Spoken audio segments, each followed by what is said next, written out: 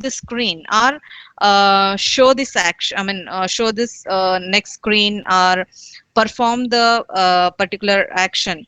So in between, even controller comes. Maybe we can see in later slides how the interaction happens between the model, weave, and the controller. So here model is the logic where the code is written, and the weave is the GUI, and controller is the once user presses on the button, uh, the logic which is written on is based on the particular courier messages, action, and events. So on click of the button, we usually receive an event, and for that particular event, corresponding courier message will be there. So the GUI will get to know on press of that button, some event or action is performed. So GUI should show the next screen or should show some pop-ups. So it depends on the requirements. So here, as I told, controller, that we call it as a SM, also state machine, where it controls all the events or actions.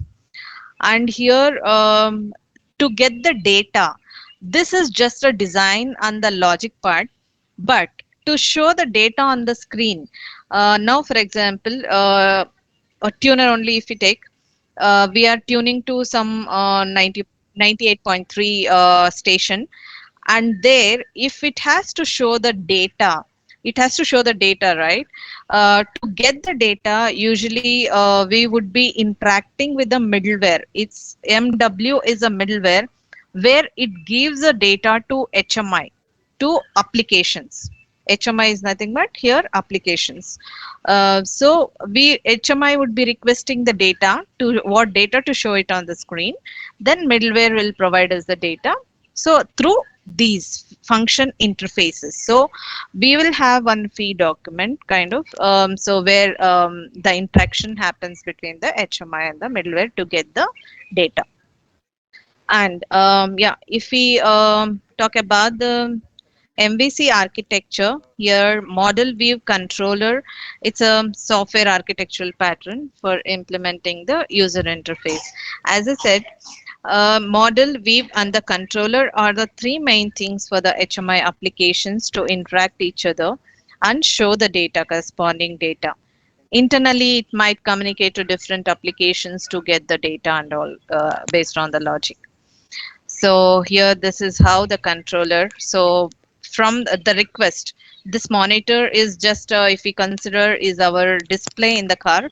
Then if user presses on something, then the request comes to the controller first, and then it demands through the courier messages, the corresponding events and actions are controlled here, right? So it demands the model, it requests the model to give the data, corresponding data, and then once it receives the data, then it informs the GUI to display on it.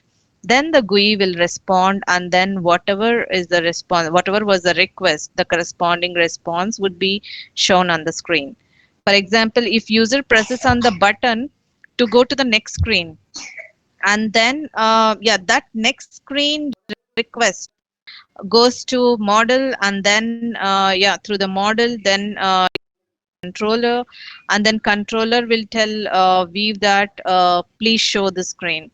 So we will have some request called create and show request in our contract files and all, to show the corresponding screen, where we would be passing the screen name as a parameter for the particular screen to show it. So this is the model weave controller, which is a major role in the HMI applications. So usually, as I said, through this diagram itself, now we are going to see what is model. It notifies the weaves and the controller when there is a change in the state. If there is a change in the data, if there is a change in the request by the user, so based on those requests, the corresponding request and responses would be sent each other.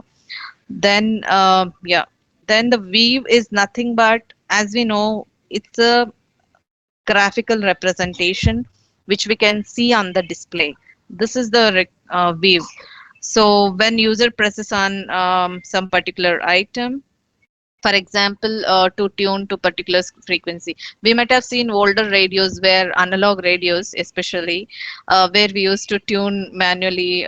So the change as we tune to the different stations, it was tuning to the different stations, right? In the same way, even in the graphical representations, we can manually touch the screen and then move the bar in tuner, so that it can move to the particular, it can play the particular station. So such requests to move and then such requests to play to the particular stations are, for example, in case of navigation, we can set the destinations. In the search field, we can search for the particular location, and then we can set the destination, and then we can go to that location. We can follow the route guidance. So, like this, through the graphical representation, we can perform many things and we can interact many different applications.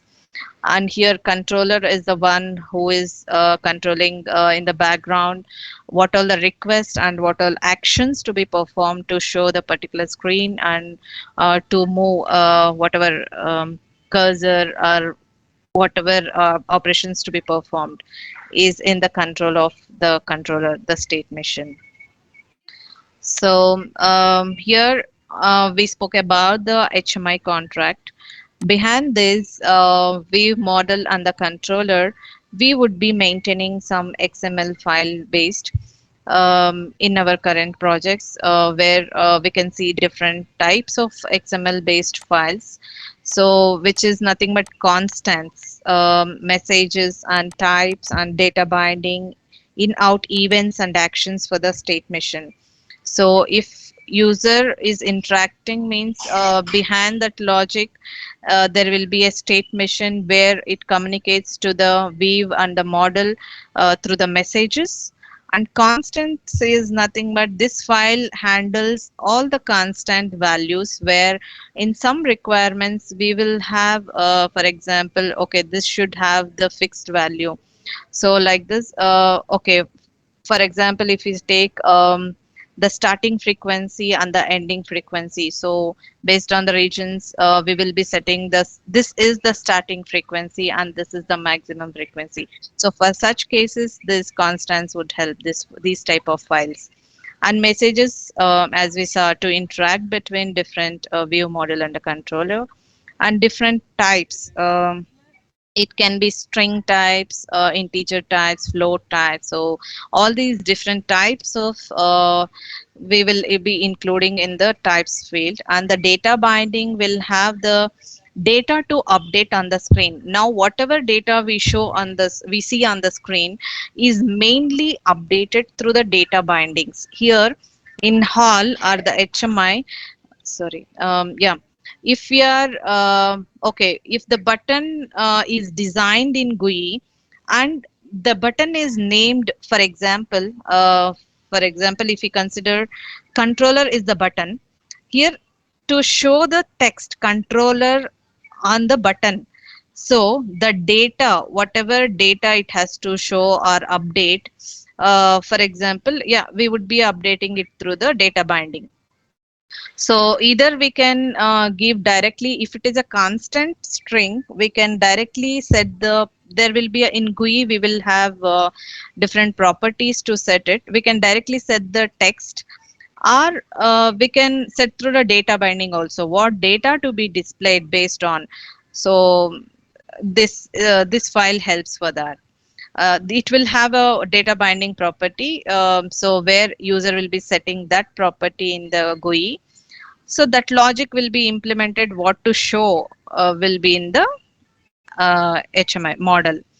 So, and in out events, this file will contain what all events to be used to communicate with MVC model, and also the corresponding actions for those events. So if we click on the button, it's an event. But after releasing the button, what it has to perform next to show different screens, or to go to show some other pop-ups, or go to different applications. So it depends. That is the action. So that is controlled in the controller. And as a glance, yeah, as we all know, each application's interactions happens through these files and MVC models, and these are the different exit files, which we spoke before, just before. So this is how it looks like. So here in our current projects, actually, we use app HMI underscore and the application name. For example, if it is a tuner, XXX will have the name of the application and the constant dot XXCDL on the remaining data bindings and messages and state machine types and views. So this views file contains what are all screens are designed for that particular application. So, for example, as I said, we will have FM tuner, AM tuner, DAB tuner. So, each and every option we select to go to the different screens, you will have a different screen name. That those screen names will contain or will be included as part of this file, views file.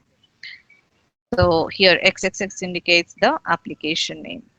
So this is how we represent our contract files to communicate to MVC model. So yeah, this is XSCDL is it's a XML file, and we will have some scripts also to generate those XML files. Through those files only, after we generate, for example, we have included all the view names, type names, state machine related our controller messages, data binding, constants, everything. That script gives us the generated files. Through if those generated files are there, then only we can see the corresponding events and actions in the state machine. We have a separate tool for state machine. I think we have a different topic altogether for state machine in our curriculum. So here just we are talking about the HMI introduction.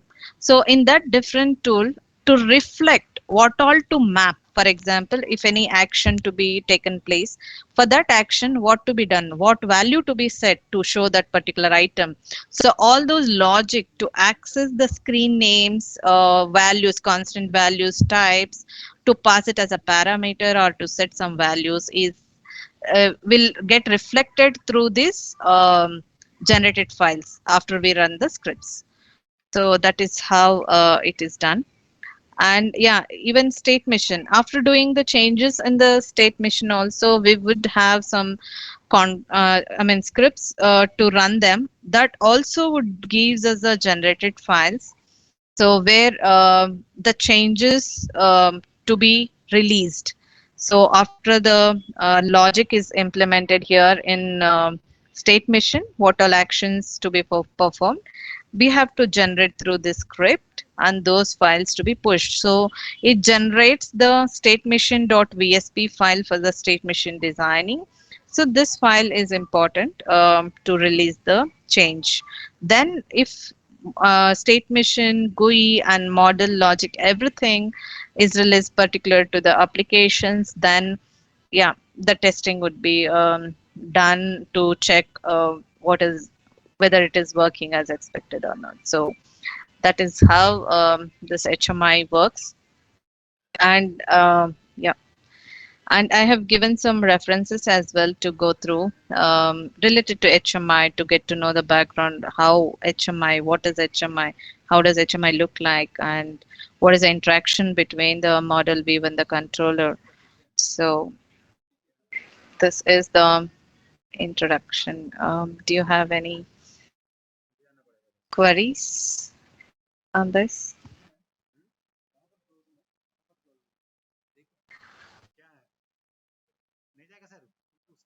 Hello,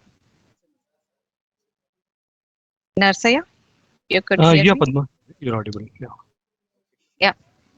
Any other queries? Yeah, it's time to take. Yeah, if not, also I would have to switch to the other meeting, Narsaya. So let's wait for a Let's, few uh, minutes, if any. Yeah,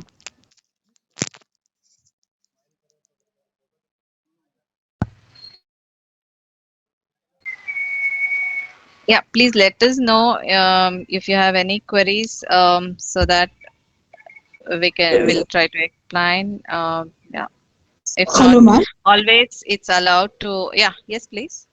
Hello, ma'am.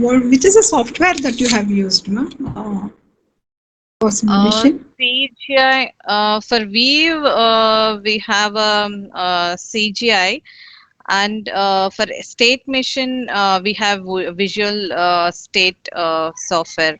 But actually, those are licensed ones. I'm not sure whether those are allowed to be shared. But in my other curriculum, where I have introduced I have added one link where students can try online to learn the tool. We have based on if college registers for in particular link which I have provided in the other slide, they can they can register there and get the free trial license, I think, for 1 month, so that teachers or students can have a hands-on trials in such tools. So CGI, since it is a licensed one for the designing part, I'm not sure whether we are allowed to share that. Narsaya, maybe you could give more information here how uh, we are deciding whether to share or not to the colleges. Okay, Yeah, okay. CGI is a licensed version. Maybe we'll not have no able to share these licenses. Then we have some freeware also, madam, that we need to try basically. Okay. Maybe So the link maybe QT. where we can download, and as Madam told, where we can download and practice. So for free trial like that. Okay, madam, sure. Okay, sir.